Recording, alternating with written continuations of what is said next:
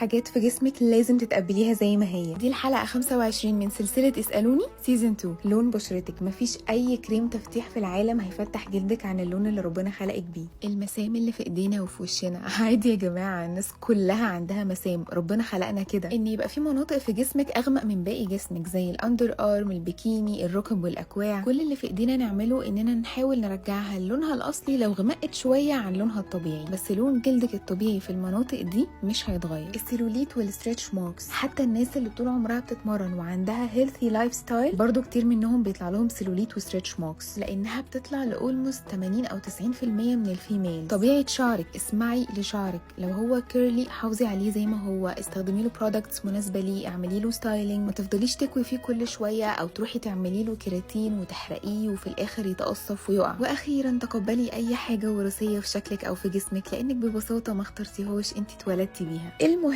حبي نفسك زي ما انتي بكل مميزاتك اللي انتي بس شايفاها عيوب، وخليكوا فاكرين الحقيقة انه no one is perfect. وبس كده، انا دكتور منى خالد وبتمنى لكم حياة سعيدة وبشرة اسعد.